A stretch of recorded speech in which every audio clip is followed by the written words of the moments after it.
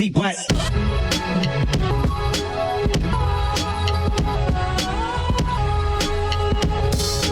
Hello.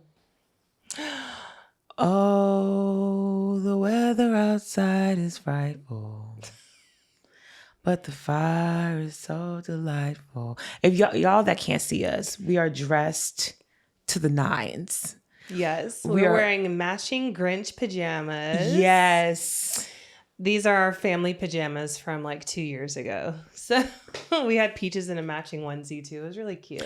Very cute. Mm-hmm. But Merry Christmas. Wow. Yeah. What's Bria? I don't even know where I'm going to be for Christmas yet. We're recording this beforehand, so I don't know where I'm going to be. I think I'm leaning towards I'm going to go home and visit the fam, but I don't want to. I want to see everybody, obviously, but it's a lot of work. God, just traveling with her it's so much work. By yourself, especially. Yeah. Well, I think Trey would be able to come with me. Oh, that'd because be I'd be fantastic. pushing it back. Devil's advocate here, and Taria's family, don't be mad at me. I feel like you should just actually spend the time with Trey since he's been gone for so long. You know what I mean? Yeah. Like just have a little, togetherness. Because also I feel bad for Trey because he's going to go with you and he's not going to be able to see his family. He will. Oh, he will. It's our turn this year to travel for Christmas because we always flip-flop. So this year we should go to Nashville. But God, it's just... How long will he be back?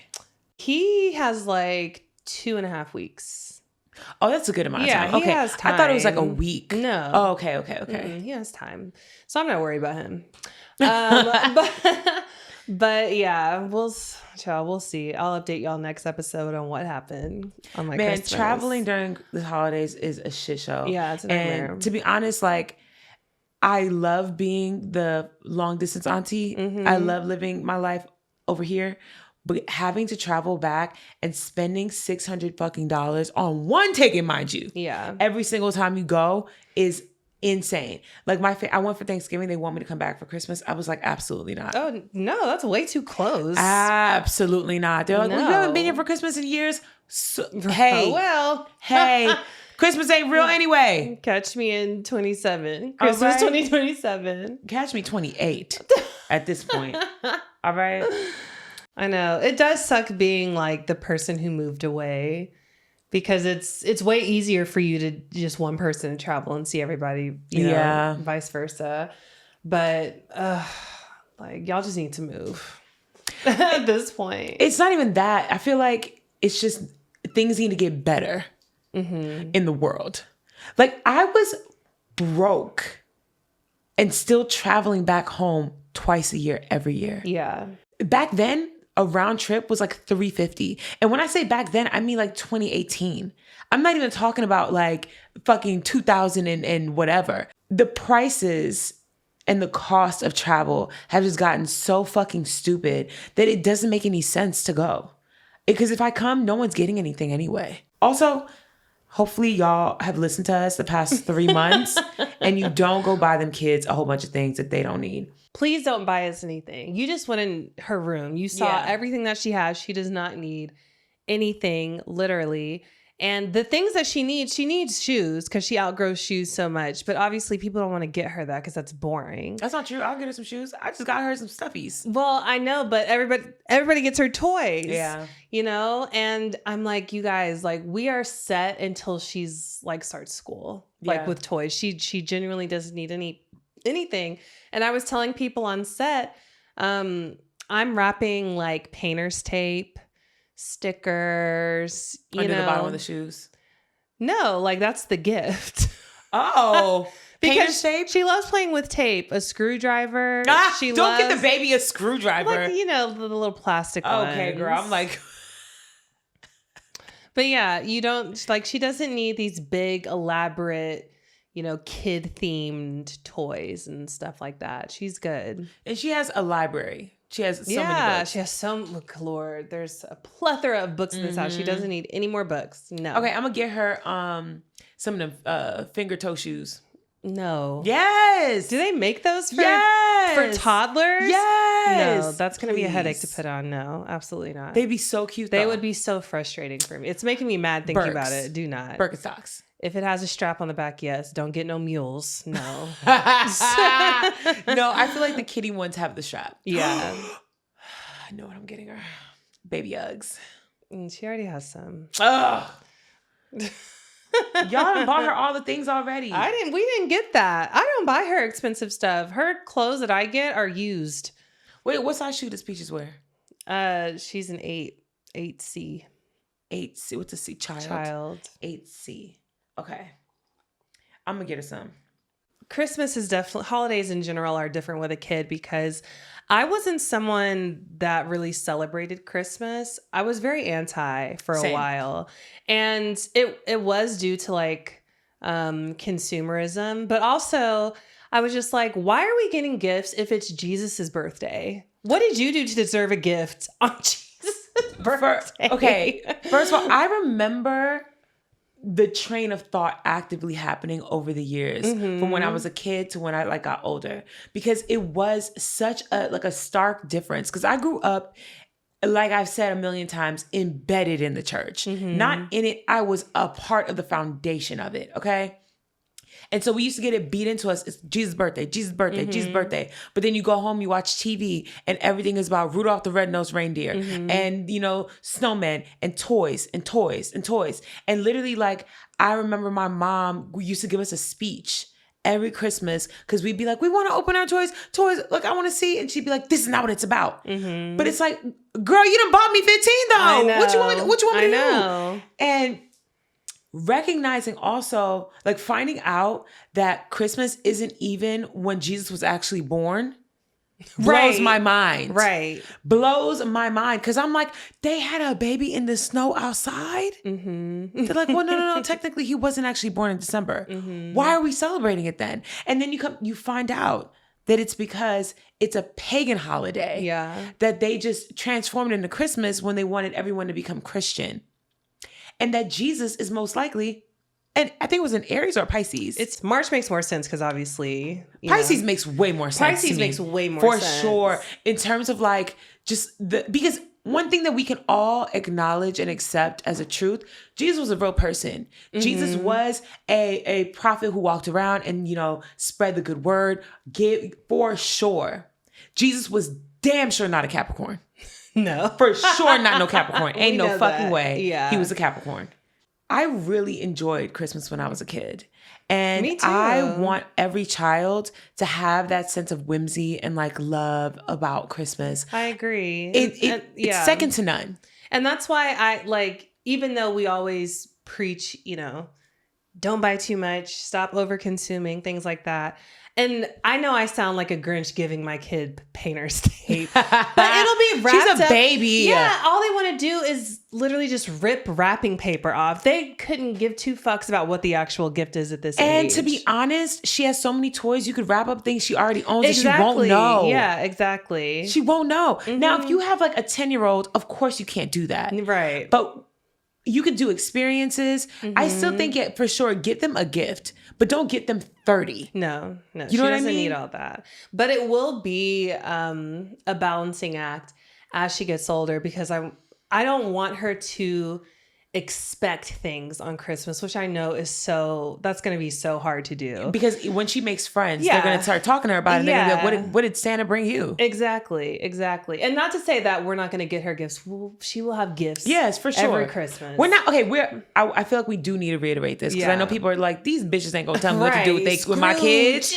No, we're not saying don't get your kids anything. We're just saying that the status quo that we have in America is overconsumption. It is that people are buying their kids 10 gifts that are $100 a piece. You're getting your fucking 7-year-old a brand new iPhone.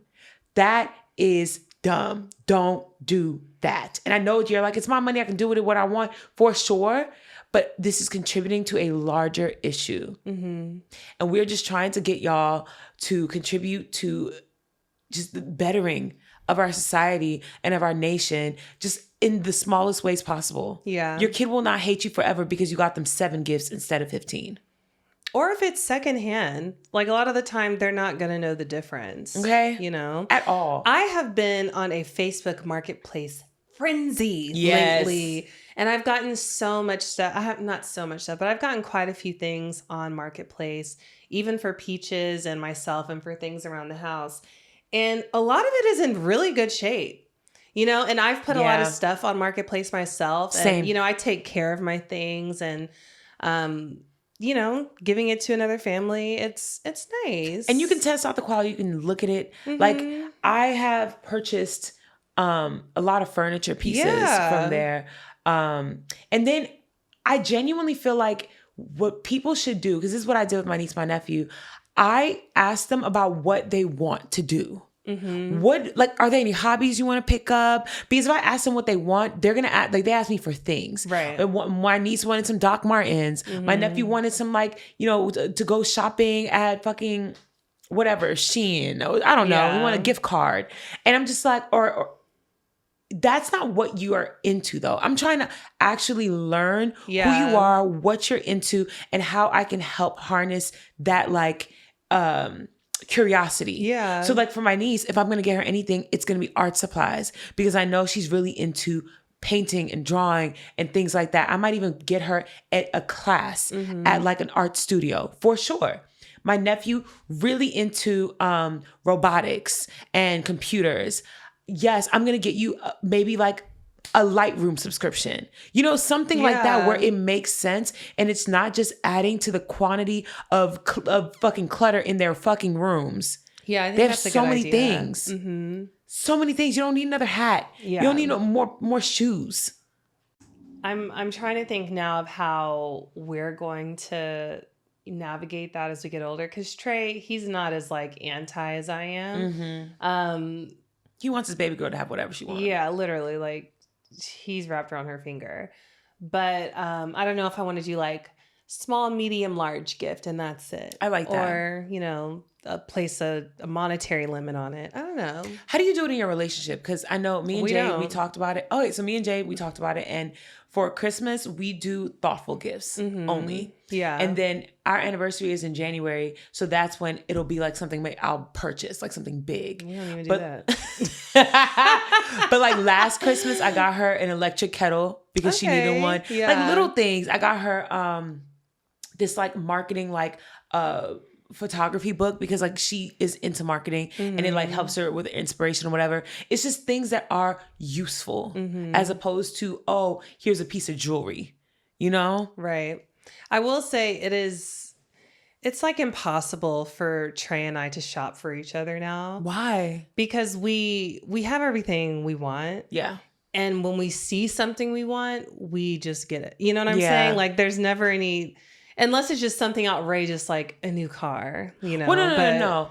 So for Jade, I already know what I'm getting her for our anniversary. I'm not going to say it because she'll be listening to this podcast. Okay. But I take a lot of mental notes of things where she's like, oh, that's cool. Or, oh, that's nice. Yeah. And she hasn't gotten it yet. And then I'll like backlog it and be like, all right, cool. I'm going to get her that. Or I feel like I know and understand her style well enough where I'll just buy something for her that I know she would think is cool, but is unaware of. Yeah. I do that too. Like I have a list in my notes app. And I do it for my friends too. And honestly, lately, nobody has mentioned anything reasonable anyway. Okay, I want $1 million. Right. But like Trey did that for his birthday. I got some shoes and he was like, oh, these are dope. And I was like, okay. Yes, see? And then that's his favorite pair of shoes. I got him for his birthday. But that is so rare. Like his past 2 birthdays, I slacked big time because I genuinely did not know what to get this man. And I felt horrible, but it was like thoughtful and we went out and did stuff. But experiences are just as good. Yeah. So like for Jade, same thing.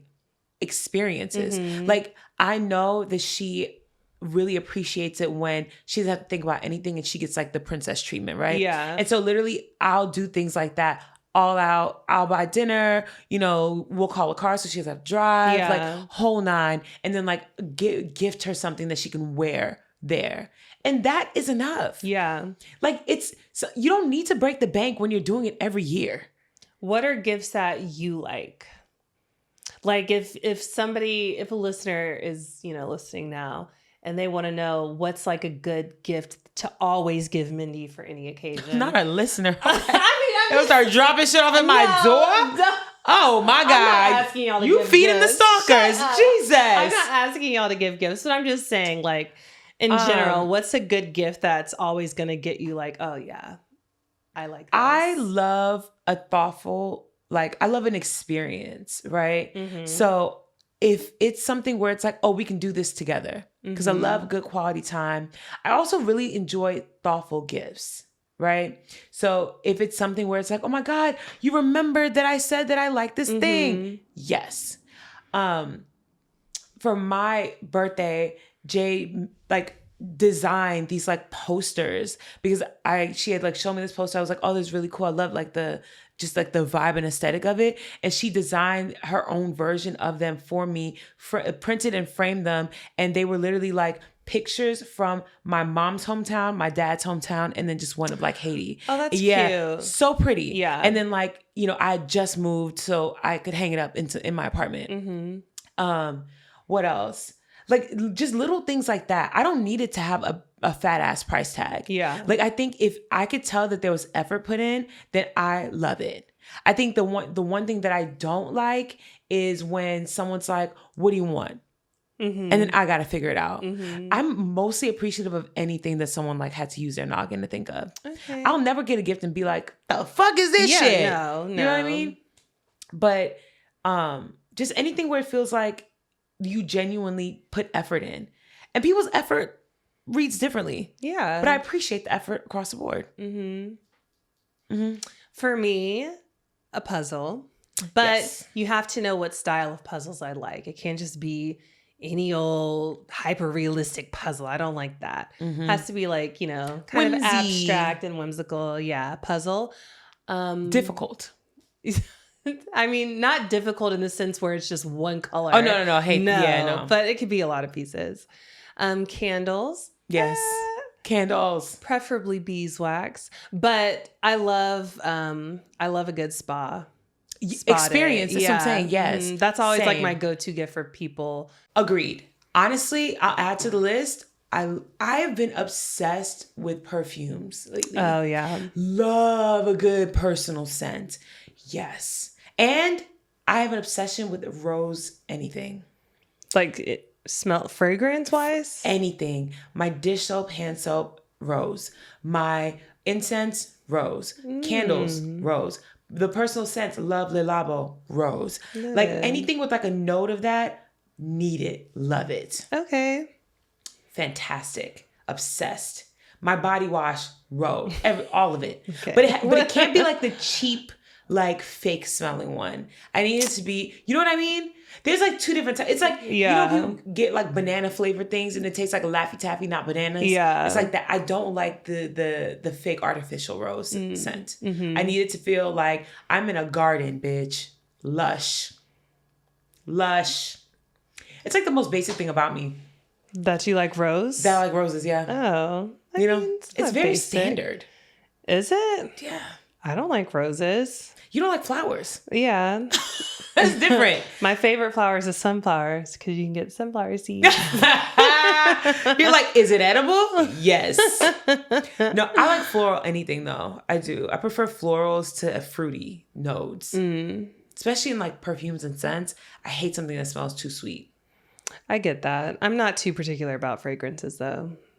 I'll have it all. But I do love a musky something. Musk. I want it to smell like money. I was going to say, I want to smell like a man, usually. I tend to lean more masculine, but whatever. No, I do too. I love a musk. But that's why I like Le Labo and Byredo, because all their scents are unisex. So they they live in this middle area that's so nice. I hate scents that are way too sweet pea. What were your Christmases like when you were growing up? They were really good. Everybody came over to our house and it would snow. That's so cute. It would usually be snowing. And I just remember watching the news and just waiting for the snow day to be called and knowing I wouldn't have to go in.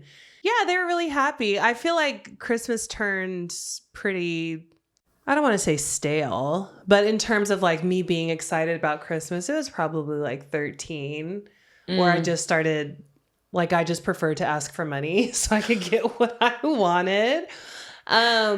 But yeah, it was a great time. And I was the kid of the family for a while. So, you know, I would get all the fun gifts. I remember getting my Barbie car. How excited I was when I got that. I fucking hate you. I can't believe that. I'm so jealous of people that had Christmases like that. Oh my God. You had the car? The car, a pink Barbie car. My granny got it for me. It was so cute. Yeah, I think I have a picture. I'll put it up you here if zoom I can in, find huh? it. I know you was zooming. Oh my gosh. Oh yeah. my God. It was cute, but I really enjoyed Christmas as a kid. But then, like I said, when I graduated high school and went to college, and I was just like, I don't know, it doesn't hit the same. And obviously, if you're not around family anymore and you're growing up, it won't. Yeah. But yeah, it didn't hit the same. When I was a little kid, I have like very distinct Christmas memories because it was my favorite fucking holiday. Point blank. I didn't care about nothing else but Christmas. When Thanksgiving came around, I was like, get it over with. I don't give a fuck about this shit. I want Christmas. And I remember begging and pleading, crying because I wanted a my-size Barbie so bad. Mind you, we were poor. As an adult, now I can look back and think about, damn, it was probably expensive as fuck. Yeah. Like I remember we used to go to Toys R Us. It was like walking into Willy Wonka's factory. There was just so much happening and there were things everywhere. And we never walked out with more than one item each, right? I begged my mom for my size Barbie, and that Christmas under the tree was a fat ass box. It was tall. And I was like, it's my size. I was like, it's my size. Opened it up, and she bought me the off-brand version of the My Size Barbie. Her name wasn't even Barbie. What was that? I don't remember what it was. I don't know. I think it was like Jessica or something like that. But it was literally just this tall blonde doll, and her head fell off in the first like 48 hours. Dang. Aww. And I was still so lit though. I mean, like, yeah. I was disappointed, but I was like, but she's tall. I was like, we see eye to eye. I was like, okay, I can work with this. And I think that was the beginning of me realizing I'm never going to get what I want, but at least I'm getting something. Yeah. And the following year, I got a Tamagotchi. Oh, that's But it wasn't a Tamagotchi. Oh. It was like the off-brand version. Yeah. Like literally every year we got the off-brand version of whatever we asked for, which I get it. Like I'm not mad about it, especially now as an adult, understanding like you did the best you could. Yeah. Like we did not have bread and you still managed to figure out a way to get something sort of like what we asked for. And I remember, I forgot what it was called, but it looked just like a Tamagotchi, but it wasn't one. Yeah, I don't know. It was like an egg. I don't know. Damn. Either way, I remember that Christmas because I was obsessed with that Tamagotchi. It died every day. But I was obsessed. Really good Christmas memory. My parents barely show emotion to each other because they're just, Haitian immigrants. But one year, my dad, I don't know what was up. He woke up and just really loved my mama that year. He loves my mama every year. But he like really loved her this year. There was this big ass box, and I was growing. I was probably in high school. When I got to high school is when they started giving us nothing but pajamas and socks. Yeah. And then like money. So big ass box, had no idea what was happening because it was like nothing under the tree. Open it up. My dad got my mom this big record player that also played cassette tapes because, like cassette tapes were null and void. You couldn't find any players for those anymore. And he got it for her because when they first were like together and my mom came to America and he was still in Haiti, he would send her love letters on cassette tape. Oh my God. Yeah. So he got her this thing so she could play them. That's really sweet. Isn't it so sweet? I was like, I was like, this is what Christmas is all about. I love that. And I got pajamas and socks. I mean, yeah, as you should. I wasn't mad about it. It's okay. I think that Did you get your parents? When did you start getting your parents gifts? Around the same time they started giving me pajamas and socks. Oh, okay. Like, so I feel like once I got a job, like in high school, to them, it was kind of like, you're grown now. Mm-hmm. And my dad would give us money to go Christmas shopping for my mom. Yeah. So like he'd give us like $50 and then we'd have to go and like get stuff. And like I literally would just go to Kohl's or Ross and like get her like knickknacks and paddywhacks, whatever. But after that, Christmas just became like this like thing where we would go to church every year. We always went to church, but it lost all the whimsy. Yeah. All of it. Like even I remember when I was a kid, the church aspect was whimsical too. What's your favorite church Christmas song? I don't recall any like Oh Holy Night, Silent Night. I don't really enjoy church Christmas songs. Really? I mean, I like the R&B Christmas songs. I was obsessed with Oh Holy Night. Really? Yes. Oh my God. It was my jam. Okay. Favorite secular Christmas song? Let It Snow. Really? Yeah, it's such a good song. For me, it's a tie between Santa Baby and This Christmas. Santa Baby really got me. I was like, this is a bad bitch a Christmas song? That's a bad bitch God. Christmas song. Yeah. Yes. I was like, oh, hell yeah. And then This Christmas just is an R&B hit. And Yeah, even though I classic. don't fuck with him, I really like Chris Brown's version. Yeah. It's really good. Yeah, it is. Okay. Favorite Christmas like meal thing? I was thinking of this and I was trying to recall what we had for Christmas dinner, if anything. I guess it was similar to Thanksgiving, just no turkey. But it was never like, I guess it was a set meal because you have like the same kind of sides, like greens, mac and cheese, sweet Comfort food. potatoes. Yeah, it's all like that type of traditional The soul sweets food. were different. We had hot chocolate. That was how I knew it was Christmas. Yeah, we had more cookies for Christmas. We had that tin Oh, yeah. of the cookies, the shortbread cookies. And we had that big ass, fat ass tin of the popcorn. The tri-flavored ones. Yes. That was a Christmas staple. You didn't have that outside of Christmas. No, that's true. That's true. When did you stop believing in Santa Claus? Or was Santa Claus like something that your parents celebrated? So I believed in Santa Claus because of TV. Okay. Like my parents never talked about Santa Claus. Yeah. And I remember watching movies and being like, there's a white man.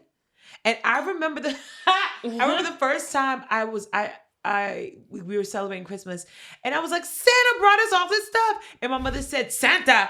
She was like, I bought it. And I was like, oh, damn. And literally, I remember asking my sister, I was like, did Santa skip us? Because mommy bought all the gifts. And my sister looked at me crazy as fuck. How old were you? Don't ask me questions like that. Why? No, I was a late bloomer too. No, I was probably like 10. Oh, I was like 12. No. Oh, yeah. I was right. The thing is, I was 10 and in the hood. There was not much whimsy. You know what I mean? Yeah. Like the illusion died early. Yeah. It died early. The way that I stopped believing in Santa Claus is I decided to leave some cookies out in a note. And I came back the next morning and they were still there. I was like, wait a minute.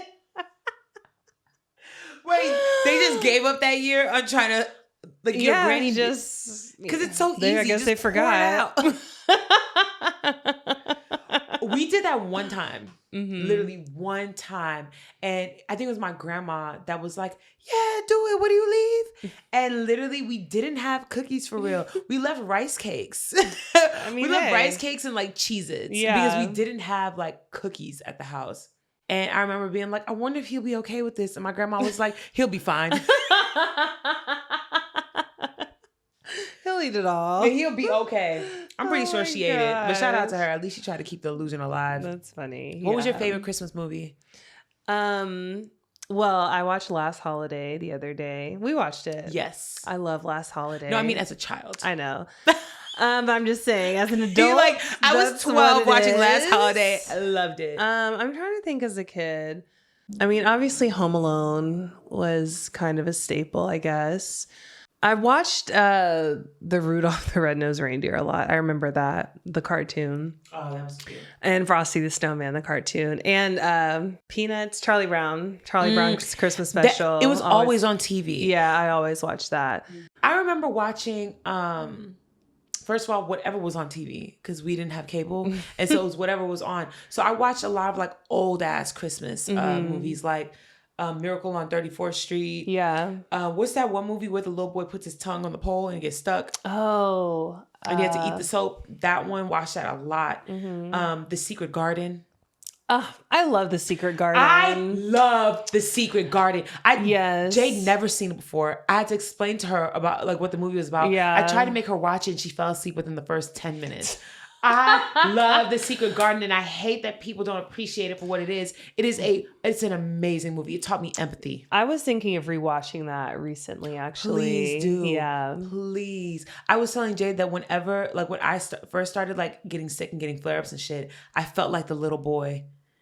Just like, you know, because there's that one scene where he's in bed and he's like, help! Yeah. Help! Someone Oh my help! That's literally what I would feel like. What's the one where the ghosts of Christmas, past, present, and future come to visit? Scrooge? Scrooge. Yes, that one. The DuckTales version. Oh, yeah. That one. Yeah. I watched that a lot. A newer Christmas movie that I really like is Jingle Jangle. What's and it's that? Black. The guy who made This Christmas made Who's that in movie. Forrest Whitaker.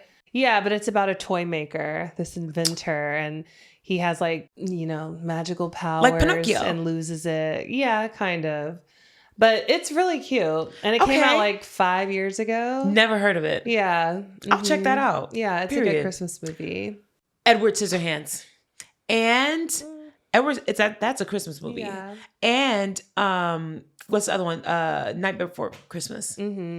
So I just watched Die Hard for the first time with Trey, like really 2 Christmases ago. Yeah, because you know everybody debates like, is it a Christmas movie? It's or a Christmas is it not? movie. It definitely is. It is, but it was really good. Die Hard is great. Yeah, and the reason why I know it is because we didn't have cable. That's one of those movies. Like I'm familiar with so many like pieces of media just because it was syndicated like hell. Yeah, that's the only reason why I know. I've seen Die Hard 1,000,000 times because they always play that fucking movie. Yeah. I've even seen episodes of The Love Boat. You know what I mean? Yeah. Like there's so many things that I've watched and I like really, I used to watch Laverne and Shirley. Nick at Night was my shit. Loved it. I was a huge Nick at Night fan. Bewitched. Oh, Bewitched. Yes. I love the Lucy. Jeffersons. I Love Lucy. Yes.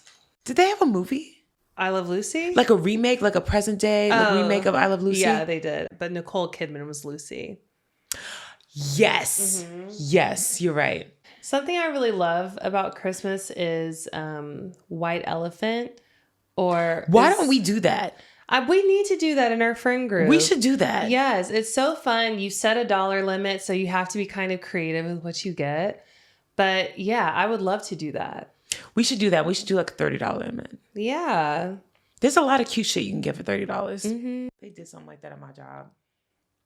And on Sunday, like there's this app you can get where you like can create like a wheel. Yeah. And so they did that and it was like a bag of just like goodies, but it was like Korean skincare masks and like, you know, perfumes or whatever. And the boss was like, yeah, I'm going to keep it real with y'all. These are all things from my home that, you know, she's like, majority of them are unopened. Some I did open, but like the perfume, I just sprayed a couple times, realized it wasn't for me, but don't worry. Everything's good. I disinfected everything. Enjoy. And I was like, girl. Yeah, no. The fuck? What the hell? And of course, when it was my turn, I got like this nice see me, like the ordinary or whatever. I'm not putting that shit on my face. What did you say? Nice seeing me. What? Girl, I am not a scientist.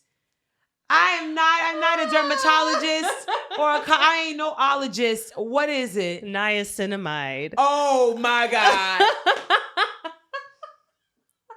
Niacinamide. Oh my God. Niacinamide. Oh. Nobody knows how to pronounce that. You've been on a roll lately. Niacinamide. Nobody knows how to pronounce that. Yes, they do. No, they don't. Yes, they do. Niacinamide. Please let me know if y'all know. Y'all knew how to pronounce it. Nobody knows how to pronounce that. Girl, when we finish this, I'm going to just show Jade the word and be like, how do you pronounce this?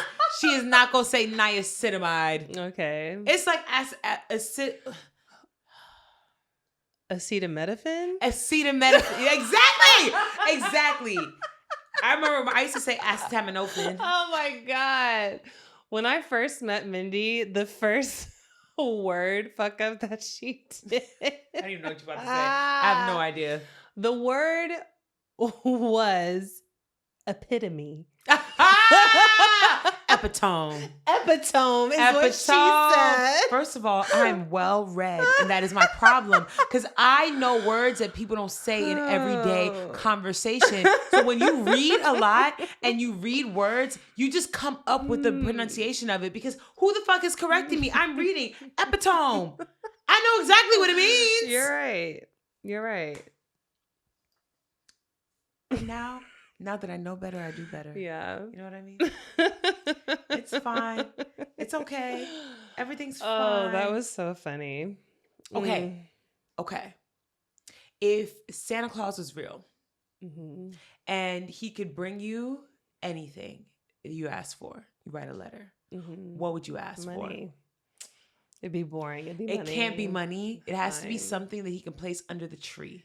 Has to fit under the tree? In your home. Or anything. But it has to be a thing.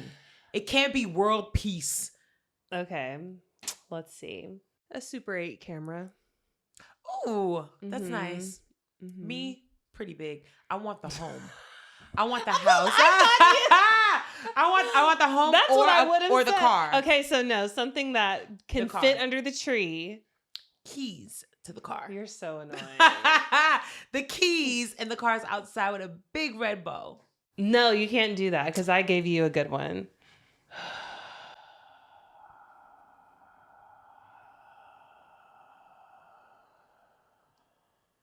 Just so much air into the mic.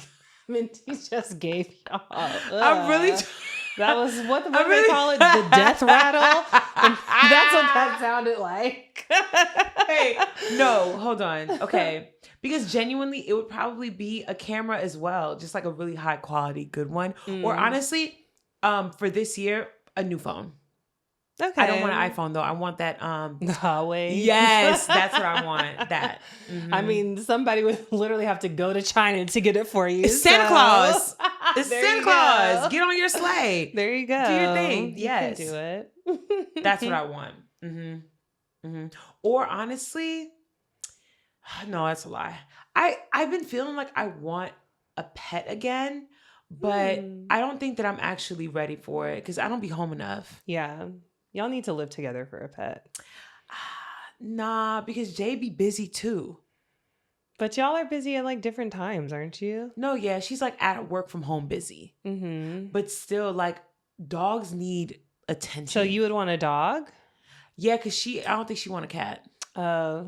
I would always opt for a cat first. I know Trey's the same way, but I'm hoping if Peaches asks for a cat one day that he'll cave. I'm a cat woman. I'm a cat girl. I would take a cat over a dog any day, especially in living in an apartment. Yeah. If I had a home, like how you have like the back door set up where they can go outside when they want to come inside, for sure I get a dog.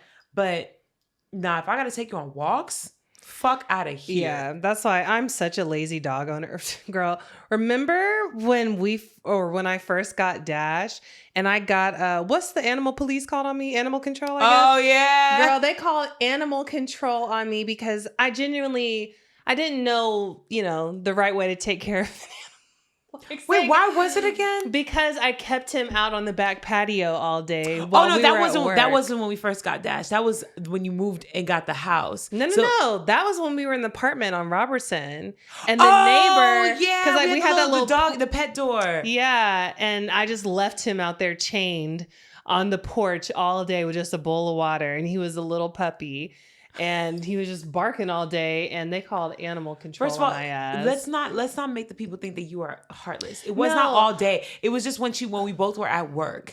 That was which was all day. But genuinely, like, I hadn't owned a dog before. Also, this was after we would leave him in the house and come home and every single pillow would be torn to shreds. And I mean like the entire living room covered in feathers. Yes. He tore the couch up, the pillows up, everything. We couldn't have anything nice. Nothing. Like the first 2 years. All the doors. Yeah. He had to be sequestered the entire time if somebody wasn't there. And the thing is, I want y'all to understand this is not a normal puppy. Dash is not a normal puppy. He's a crack baby. Literally. He 100% is a crack baby. Literally. Mm-hmm. I got him from this girl on Craigslist in Compton. And she pushed him on her. And he's like, he was a dachshund. I only pay like $50 for dachshunds are expensive. And the thing is, she had multiple. And I remember when we got there to pick him up, I was like, oh my God, what about this one, the black one or this one? And she's like, no, this one. And we're like, well, what about the others? She's like, no. Those are already spoken for. This one. She was trying to get rid of him. She was. Oh my God. And to this day, he's still bananas. He is. But you know what? He was supposed to come to me. Because if he went with anybody else, they probably would have gave his ass away. No, he would have. Or let him run away. God forbid, he would have ended up in a very, very bad situation. Yeah. Like the amount of things that he has put Tabria through, and she still is just like, he chewed a hole through her mattress. He ate a hole, and I don't mean over the span of days. In one day of just going to work and coming back home, there was a hole in the memory foam. Mm-hmm. He ate half her shoes. Yeah.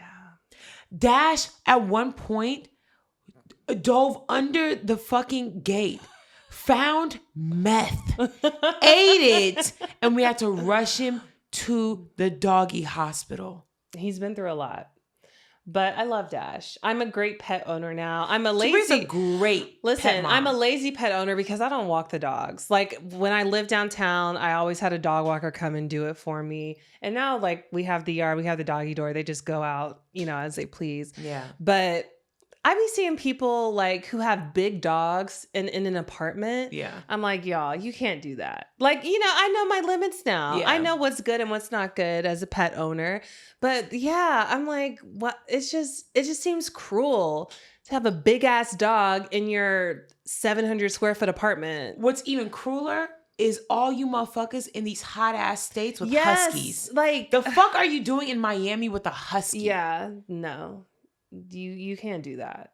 There's some people don't realize that a lot of the things that they do is abusive. Mm-hmm. That is abuse. To have a winter wolf living in a concrete city in 100-degree weather just because you like the aesthetic is crazy as fuck. Don't do that to these dogs. And also, I think we're getting a little too comfortable with bringing dogs everywhere. Oh, like dogs. My God.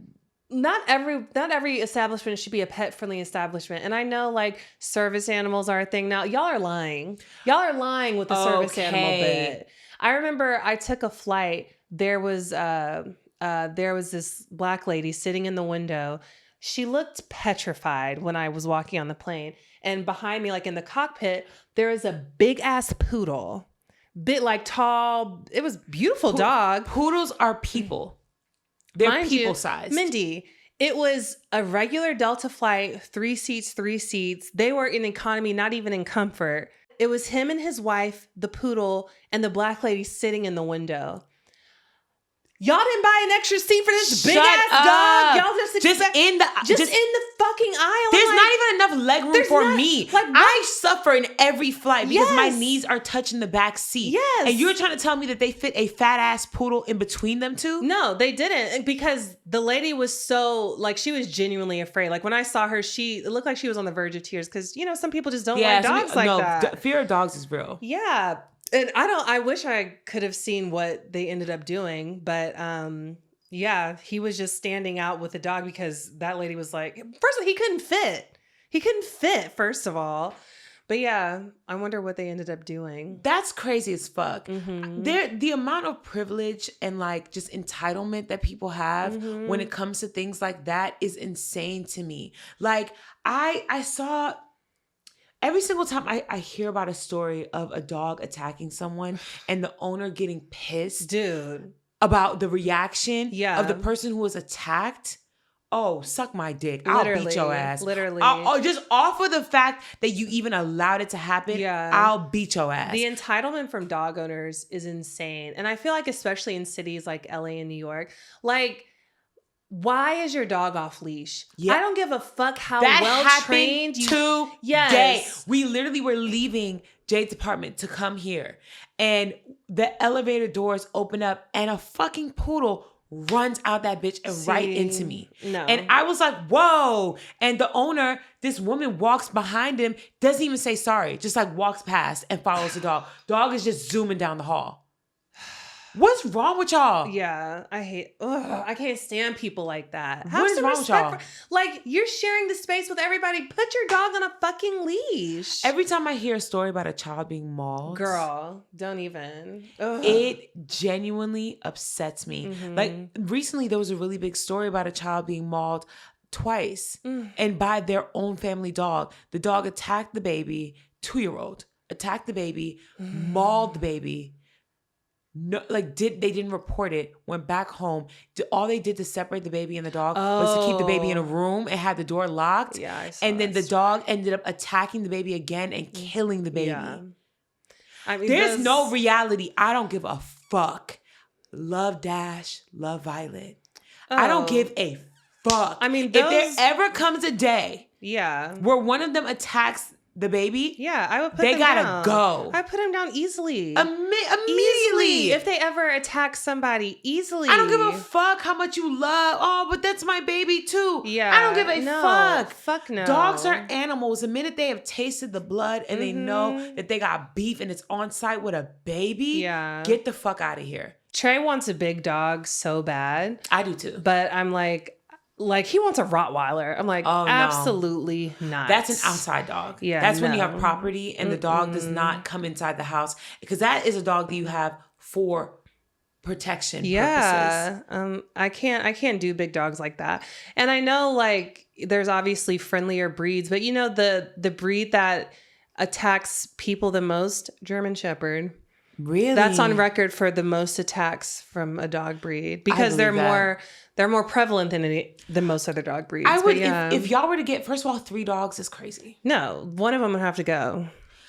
You would give up a dog to replace it? I'm saying when they die. Oh, okay. Girl, I thought you meant long. I thought that it was like a right now conversation, like he wants a big dog right now. Okay. No, that's just different. like the next dog we get. Oh yeah, that's different. I agree. I think it should be a big dog. I agree. There are very gentle breeds of big dog. Yeah. We had a pit bull for years, and she was a sweet baby angel. Yeah. But it really is about how you raise them. I think that if you get a big dog, raise it from a child. Yeah. You know what I mean? And also make sure that whoever you get the dog from, it doesn't come from a breed or a family of aggressive dogs. Because if mommy's aggressive and daddy's aggressive, it doesn't matter if you raise the baby gonna be aggressive too. I don't even want to risk it. I need to be able to take the dog out with my bare hands if I need to. So, you could. Not a pit bull, no. No. a golden retriever, yes. No.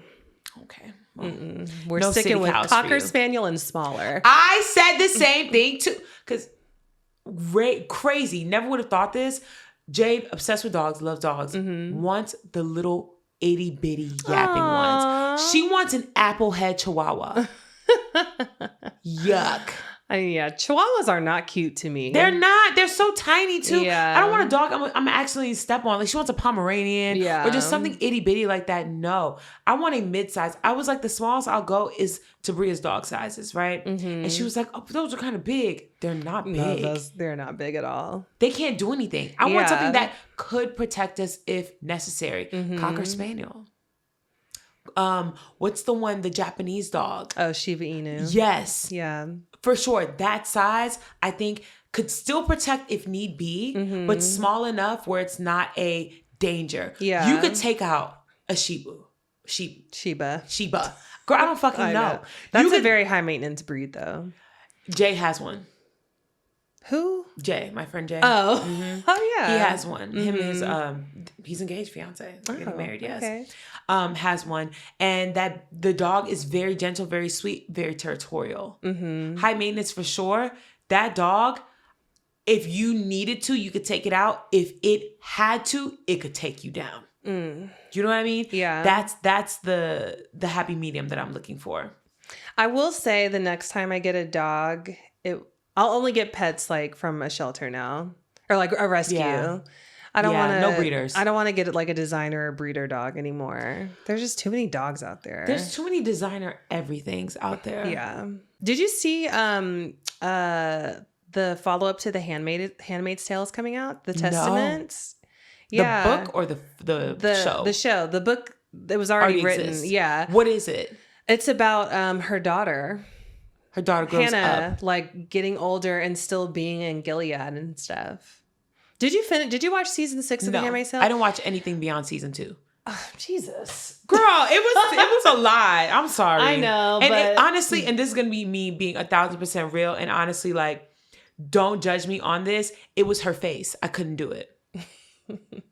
It was just her as an actor. I just couldn't do it. It was too much. And she started directing episodes, and I felt like there was definitely a shift in the way that the show looked when she started doing that, because it did literally zoom in on her face a lot. It's too much. And I was like, okay, Elizabeth Mosley. It's a lot. Also, she's like a raging Scientologist. Oh, yeah. And it's like, how are you playing this role? I know. But what? The last season was not good at all. I was so disappointed with how they ended it. But I am looking forward to seeing Testaments. So she's not in it. No. Oh. The only person who's in it is Aunt Lydia.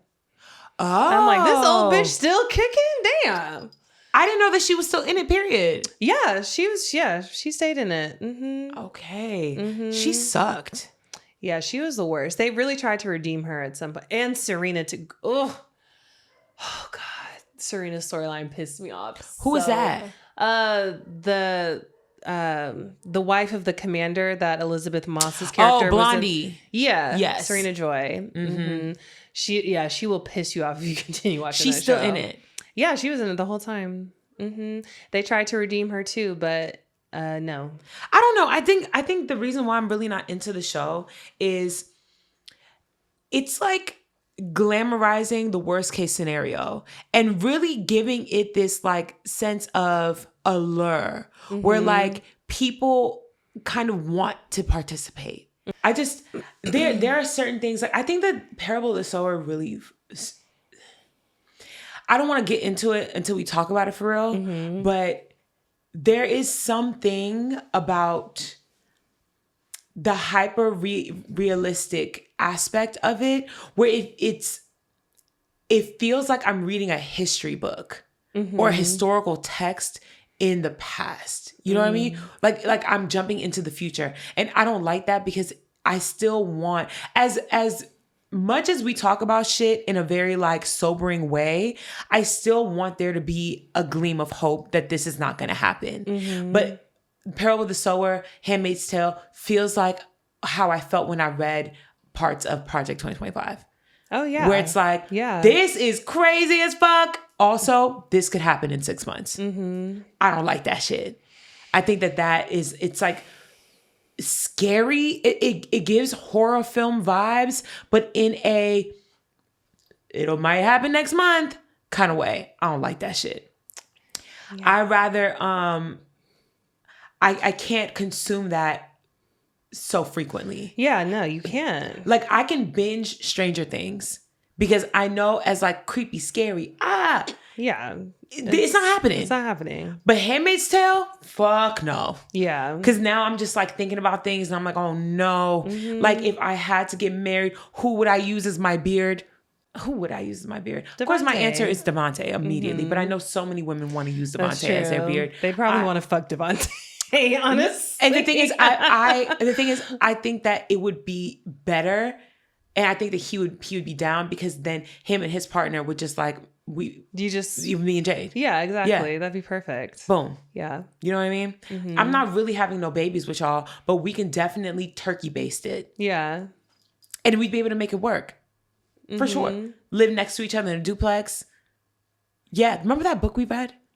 When we did our book club, and it was about the actresses that were lesbians and they married. Oh yeah, the 7 Husbands of Evelyn Hugo. Yes, I think about that all the time. And I'm like, that's what I would do for sure. Yeah. But then it's like, what would they do? There would have to be checks and balances. Like we'd have to really finesse the system, because if you've been publicly gay, oh yeah, they're not gonna believe you. They're not gonna believe you at all. The thing is, for you, the severity wouldn't be as crazy as it would be for me, right? Because you are doing what they want.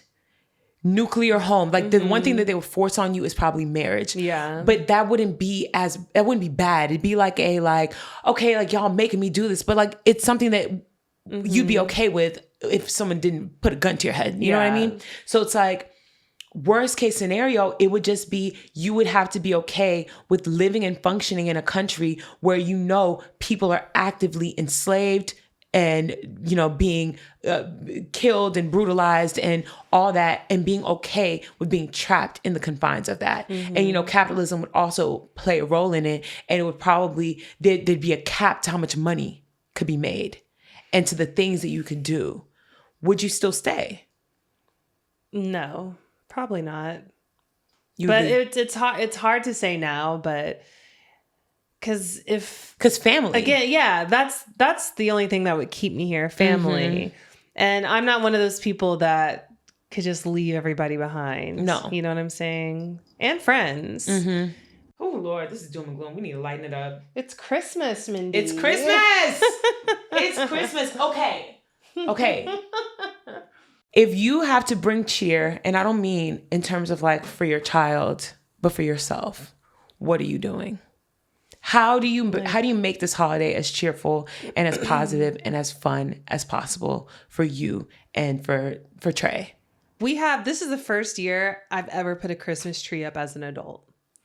And my aunt, who's like my sister, she bought it for me. Yeah.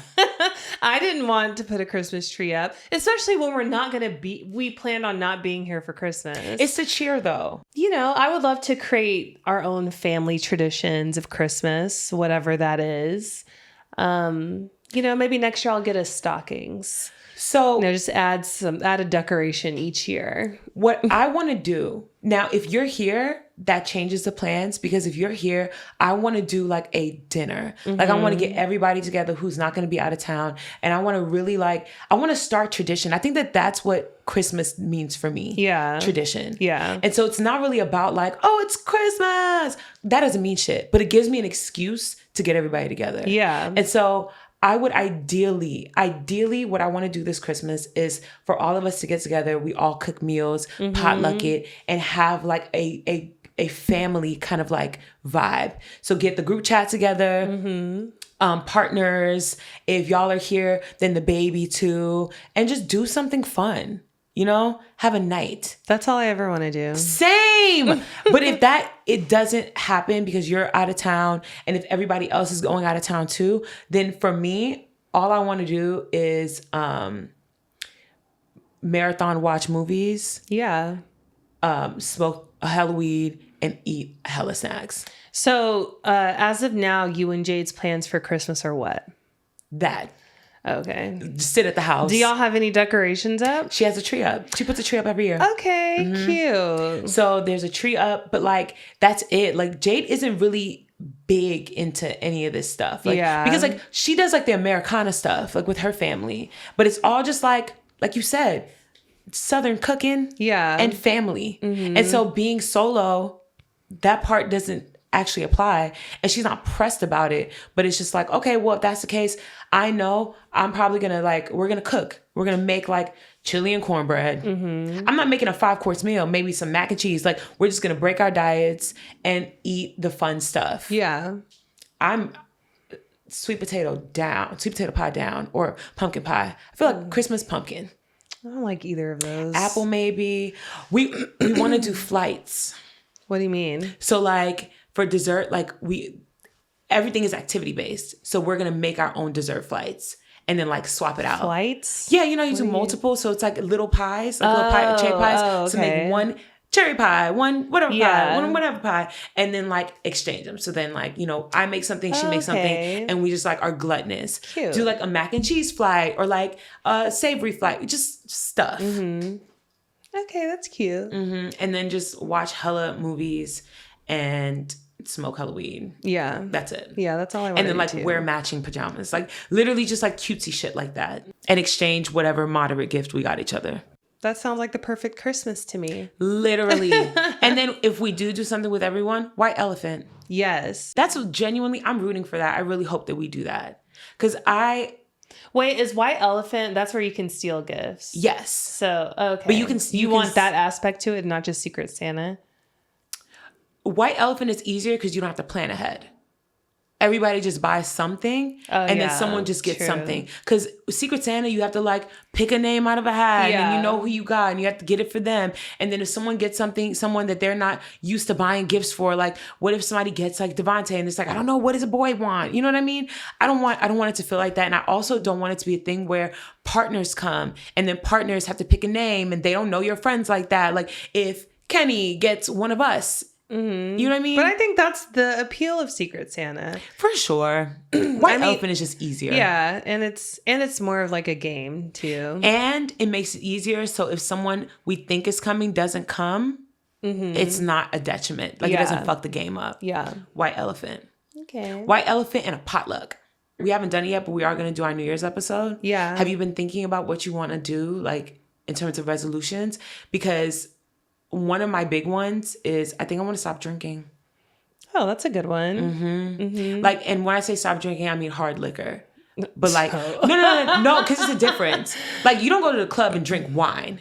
Yeah. Wine to me is more so like fancy dinner. Yeah. Night in with the boo. I can do wine. Prosecco. Celebration. Cool. Brunch. Nice light bubbly. You're not getting fucked up on Prosecco. It's just a nice little, okay. I can't do hard liquor no more. And I think that I'm going to like hard stop. What about you? Everything about me is with money. Just making as much money as possible. But I do want to make a proper vision board. Like I want to get like a little what's it called? Corkscrew board, or that's cute. You know, and actually put some thought into the design and stuff and compare at the end of the year. We're planning all this. I think that regardless of whether you leave or stay, we should still do something like get everybody together and do like a vision board night. I think a vision board party would be great. Oh, yay. I love that. I will say one thing that I saw recently that it didn't put me in the Christmas spirit, but that was this person's goal. I was driving through Silver Lake and saw someone in a green elf costume juggling during the red lights. Aww. And I was like, this is cute. nice. You know, giving us a show. I will say being in California does kill the Christmas spirit a little bit. Because I think when I was growing up, like being in New York, even being in Atlanta, it's cold. It's cold. People are wearing winter sweaters. There's snow. Like Atlanta, not as much as New York, but every single Christmas of my childhood, it was white. Yeah. Every single Christmas, it was snowing. And it made it feel Christmassy that like it was cold outside. You come inside, you know, you're shivering, you dust your snow off. Yeah. You get inside this hot cocoa. Yeah. Popcorn. Yeah. LA Christmas definitely doesn't give. It's hot as hell. Yeah. It's like 80 degrees today. Jade's wearing shorts. I don't know. Yeah, I feel bad for the Californians who never experienced a real Christmas. But they don't mind it. The same way Australians. Yeah. Australians have summertime Christmas every year. I don't know. Do you think Christmas... Okay. I saw this thing. It was a TikTok. And it was this guy. And he was talking about how religions of present day are basically mythology for the future. So he was like, you know, there was a point in time where everything that we consider mythological was present day religion. And he was like, at some point, Christianity is going to be mythological. And he was like, it just happens that way. And he was like, yes, people are like, well, no, Christianity is here to stay. And he was like, yeah, but people practice like Greek gods were the thing for hundreds of years. In the same way that Christianity is as of right now. and that it's lasting a bit longer because of technology and like, just like the progression of humanity, but eventually it will die out. And that fucked me up a little bit. I was like, that's insane. I've never thought about it like that. Right? And then they were like, and he basically was like, Christmas, the same way that Christmas used to be a pagan holiday, it'll probably still be a celebratory time, but it would just have a completely different meaning. That's interesting. Right? And I was like, I wonder what it's going to be. I don't know. It's hard for me to imagine that. A new religion. Yeah, same. Because what else would it be? Right. The only thing I see people practicing nowadays that's different, or not even different because it's vintage, is astrology. Yeah. Where like there's a resurgence of it. And astrology is not even a religion, it's mathematics. Yeah. But it's still like, spirituality is coming back. I don't know. I feel like the way that things are going, we're actually primed for a new religion. I agree with that. Because all we need is a new prophet. You know what I mean? Yeah. And like imagine what avenue this new prophet's going to come from. It's going to be a Twitch streamer. Oh my God. You know what I mean? It's just... Well, that's just going to be a cult. Yeah. Yeah. But I do see, Christianity is, she's down bad right now. She is. I think and I don't even think we've like scratched the surface of how bad it could get. And no. Okay. Thank you for reminding me of this. I went to church when I was home. Yeah. Okay. I always do. My mom, there's no way I would ever not go to church while I was there. And it was the first day of Advent. Which is, Advent is. I think we did Advent because Methodist is very similar to Catholic. Yes. Yeah. So it's literally like the 4 weeks leading up to Christmas, and you light the candle. Yeah. So the first day of Advent, and that also starts a new cycle for the Catholic Church calendar. And that's when you start to initiate all the new members, right? So that's when you have like the baptisms, the confirmations, and not so much the communions. That's usually like in the spring. But this is when people get shown. It's like, these are the new members of our church. They're going to be going through the process. And, this is like the initial like, hello to y'all. 30 new people to get baptized. Wow. That is insane. I've never, ever seen that many people. And the priest said it. He was like, we are the fastest growing church in our diocese, which is like, just like there's like states and like, so Atlanta diocese is just like all the churches within Atlanta. Okay. They just group them together. And he was like, within my career as a priest, I've never seen so many people coming back to the church with such a passion or whatever.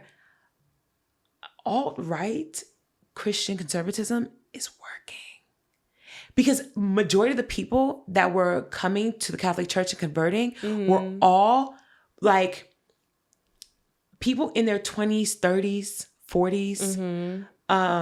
A lot of them were white.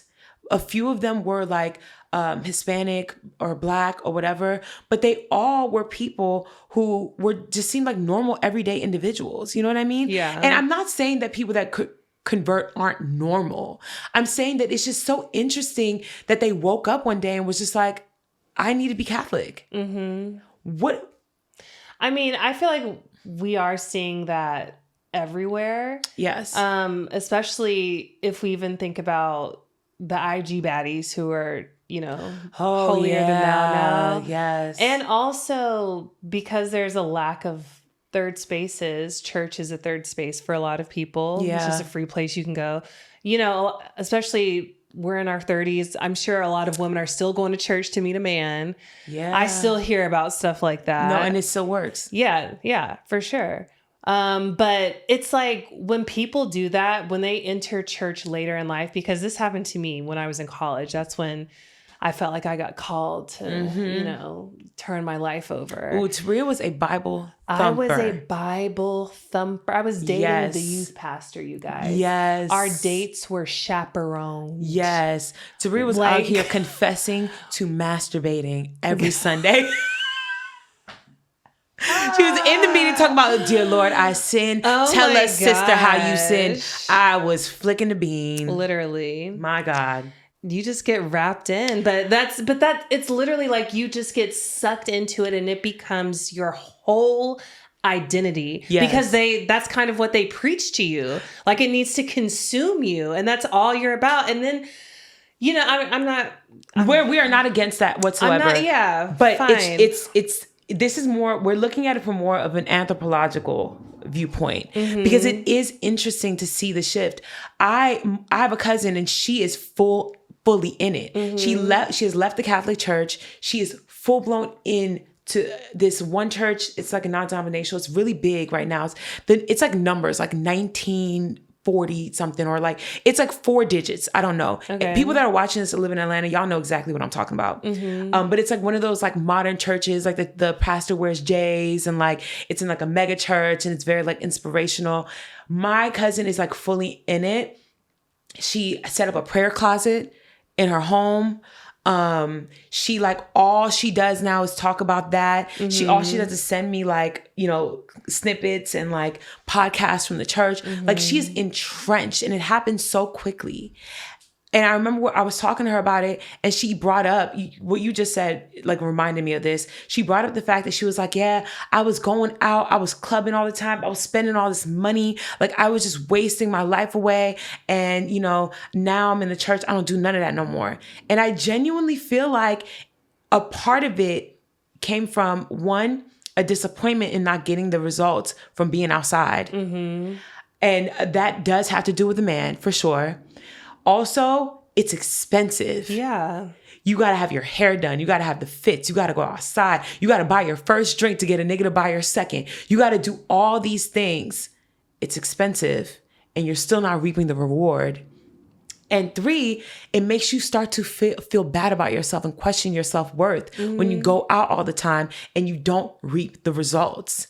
When you go to church, you get this fulfillment, right? And you get this sense of, I am enough, which I think is a beautiful thing. And I'm genuinely really happy for her.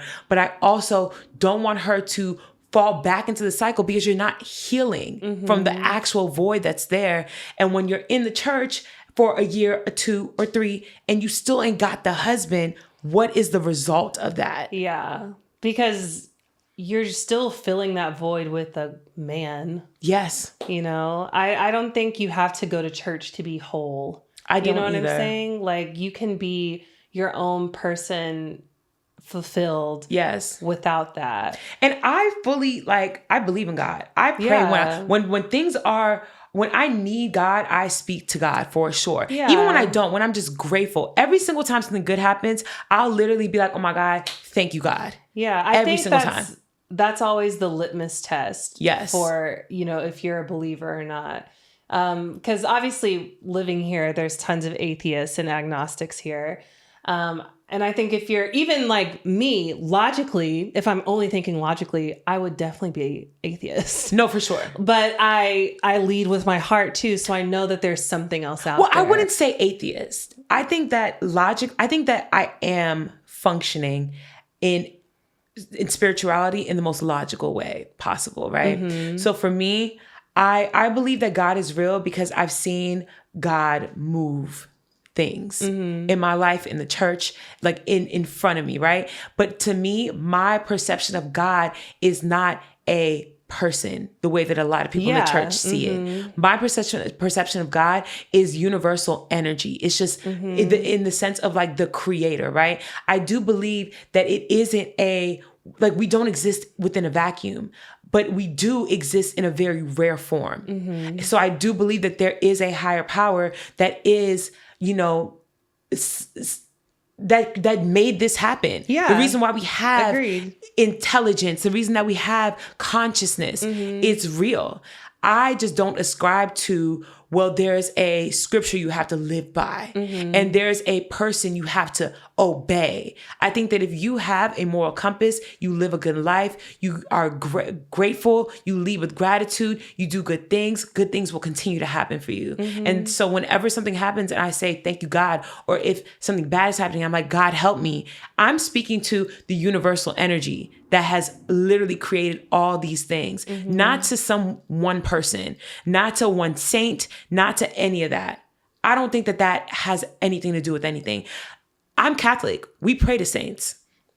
I view saints the same way I view ancestors.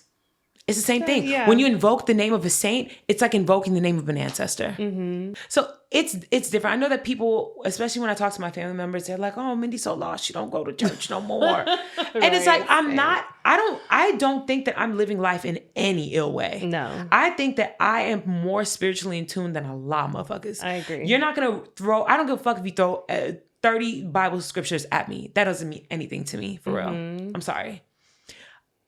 I know God. God knows me. Yeah. We vibing. Agreed. We locked in. How are you going to navigate teaching Peaches about that? Because I taught Peaches about Jesus juice. Oh, did you? I did.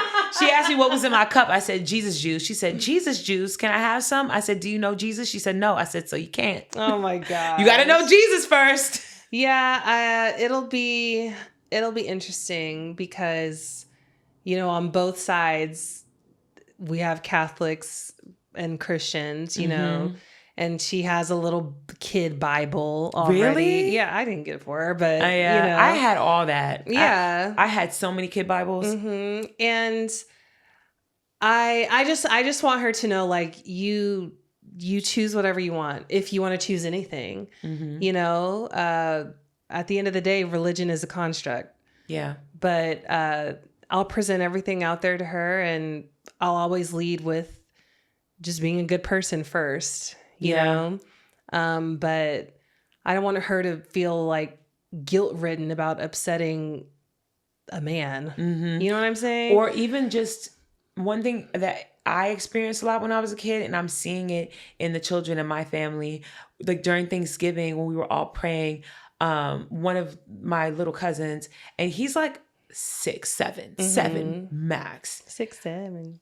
I can resist. Girl. I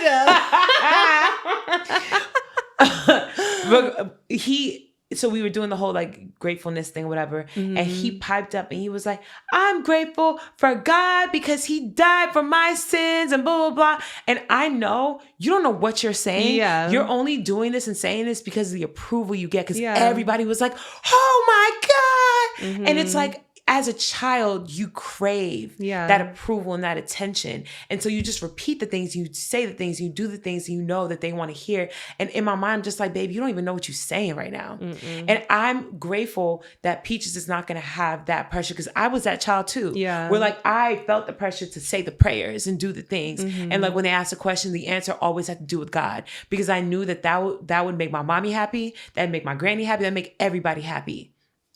I didn't know what the fuck I was saying though. Yeah. And then the guilt, oh my God. I remember being a kid and feeling so much guilt for doing regular kid shit. And I'd be like, God is going to smite me. I'm going to get smote. You're going to get smoked. Literally. You didn't have that? The pressure, the Catholic guilt was intense. It was mostly when I started like getting sexually active. That was when the guilt really took over. Didn't faze me, clearly. But like when I had my little college phase. Yeah. Oh yeah. Like it was terrible. Well, that's why I was such a late bloomer in general, because the guilt was across the board. If I ever lied to my mom, I felt terrible about it. If my sister was that's why I was a snitch. If my sister did anything bad and I knew it was bad and she didn't say anything, I would think that snitching would help redeem her soul. You know what I mean? Yeah. And like that's so much responsibility to put on a child. Yeah. Where I'm like, I have to save you before you burn in hell. Why are y'all teaching me this? Yeah. And it's because I went to Catholic school. Like it was instilled in me at home and in school and at church, where it's like, God's watching. I was living under a surveillance state. Everywhere I looked, it was like, God's watching. If I stole an extra cookie, I would cry myself to sleep. I'd be like, I'm so sorry, God. I'm so sorry, Jesus. Yeah, it's too much pressure for anybody, let alone a kid. Thankfully, she's not going to grow up with that kind of pressure. Yeah. Don't do that to y'all kids, please. No. It won't be like all culty feeling. Yes. Because it gives cult. It does. Like when I look back on my experience, and the way that like people just talk to each other with like this deer in the headlights look in their eyes and holding both my hands saying Jesus knows my heart and shit. I'm just like, it's weird. It's weird. Girl, I remember learning the prayers and they would just have us all stand up in class and repeat it. Mm-hmm. I believe in God, the Father, the Almighty, maker of heaven and earth, of all. Like, and I remember it by heart. Same. It's insane, and I'm like, what am I even saying? What am I saying? Like I could quote that shit since I was like 6 or 7 years old. Literally, Bible verses. Like they used to run drills on us. What is Mark? Like, oh my God! And look at where I'm at today. You know what I mean? Yeah. A whole lesbian. My God. My God. Well, I mean, Jesus is the reason for the season. He is for the season, yeah. You know, we... This is the most depressing Christmas episode of any podcast known to man. My God. It's not. There are other more depressing ones. I guess. But it was fun. It was... I you know, the conversations where it's just riffing, I like it. It's random. You never know where it's going to take you. That's true. You don't know what you're going to get listening to the thick holiday true. Episodes. Also, shout out to the Grinch. We forgot to add that to the list. One of my favorite Christmas movies. Yes, the Grinch. Honestly, where is he? Jim Carrey. Yeah, I mean, living off of his Grinch money. Jim Carrey is equivalent to Robin Williams in my book. Yeah, of just like quintessential comedic geniuses. Yeah. The Grinch would not have been the Grinch if it was not for him. Absolutely not. And it's a work of art. Yeah. I need to watch that tonight. I think I might do that. Yeah, that's a great Christmas movie to watch, obviously. And we don't even have, you notice we don't get physical comedy anymore. Yeah, not good physical comedy, at least. It's just like... It's out there, but it's not good. It's all just bits. You're just saying funny things. But Jim Carrey, he was such like... The physicality of his comedy, it was such a big part of him as an actor and performer. I want to get one more. One more what? One more movie out of him. Just one. What was the last thing he did? Let me see. I'm so curious now. I feel like it had to be before 2020. I feel like he hasn't done anything after 2020, but I might be wrong. So he voiced in Sonic the Hedgehog. He was in a music video, an experience. I'm trying to find like the last music movie. Video. He was in a TV series called Kidding. Sonic the Hedgehog, Dark Crimes. That's the last thing he did in 2016. That was a movie. And he has something upcoming. Evergreen Pines and the Fading Summer. It's a movie? I think so. Period. Now you heard me. Literally. Hell yeah. A middle-aged man finds himself at a strange sleepaway camp, competing against eccentric campers. He searches for his missing friend and a mythical gray beast guarding a hidden treasure. Come on, mythical gray beast. Yeah. Okay, well, I'm excited. Hopefully it's good. Yeah. I really do hope it's good. We haven't had many good movies out. And I think Sinners is probably the most recent classic that I've seen. That'll be a classic from here on out, yeah. Maybe Weapons. I think it'll be cult classic. Yeah. Cult classic. I think Substance, cult classic as well. Yeah. But Sinners, general classic. Yeah. What else do we have? You know a movie I was really disappointed in that could have been better? The movie with Julia Roberts and Io. Oh, yeah. It did not get good reviews. I didn't see it. I watched What's it called? Like Hurts or something? All that hurts? No. I don't remember. But I went to a screening for it. It was a GLAAD screening. Watched it. And it's so funny because there was a Q&A afterwards. After the hunt. Here we go. So there was a Q&A afterward. And the moderator for the Q&A is actually this girl I know. She's so smart. So well-spoken, eloquent, a thinker, like a real thinker. And she chewed them up. Oh. Chewed them the fuck up. Literally. I was like, wow. Like one of the first questions was like, okay, so in a movie that had so many nuances about queerness, why did you make all of the queer representation the agitators and the villains? And oh my God. It was like, also, Io plays such a big role in this film, but we see nothing about her personal life or her personal interactions with Julia Roberts. How are we supposed to believe that they were actually like there were positive feelings in between them. Like was eating them up. And I was like, you know what? Yeah. Because it was a good attempt at a solid film. Missed the mark completely. Interesting. Well, for sure. I probably won't be watching. Don't do it. It's okay. Unfortunately. Blink twice. I want to watch it again. Oh yeah, I'd watch that again. Especially after all the Epstein imagery came out. Did you see the comparisons? Yeah. Watching it again. Now that I know that movie's crazy. But it might be a documentary. No, honestly. I gotta watch it again. Oh my God. I always thought she's had a run. Shout out to her. Oh yeah, she's like eating it up. She's kind of like a favorite. No, but she's great. Love her. I don't really. No, I'm I not love a fan. her Oh. as a person. Oh, okay. Like I do believe that she has a very specific acting style. Yeah. And also a very specific like look and vibe that works well, like so well in certain films. And you can tell the films where they just threw her in there because they wanted her name. But other films were curated perfectly for her personality and for her acting skills. And it's just, she can elevate a film with just like her presence there. I'm a big fan. I haven't seen her in anything I've liked, but I've only seen her in The Bear and that episode of Abbott Elementary. You've never seen Blink Twice? Oh, she was in that? Is that not her in Blink Twice? Io Debbie? No, maybe it's not the one I'm thinking of. No, okay, maybe it's not Blink Twice, but there's another movie that she was in that was Blink Twice-esque. Opus. That's what I'm thinking I didn't of. See that. Okay, Opus was good. Opus was good. I liked Opus. 2025. I've never even heard of this. Really? You should watch it. Okay. That's what I was thinking of when I said Blink Twice. Another A24. It's really good. It's very similar to Blink Twice, where it's like she's invited to this private island that's run by this like famous like artist who retired but has like a cult like following, and all of his followers like moved onto this island with him, and it's like he's finally dropping a new album for the first time in like 30 years, and it's this big thing. They invited all these like journalists to come and like do a listening party and find out, and it turns very left. It's very culty. Very I'll check it out because I haven't seen her in anything where she's the star. Oh, Opus is her. So yeah, it's good. Bottoms is also really good. I don't know if you've seen that.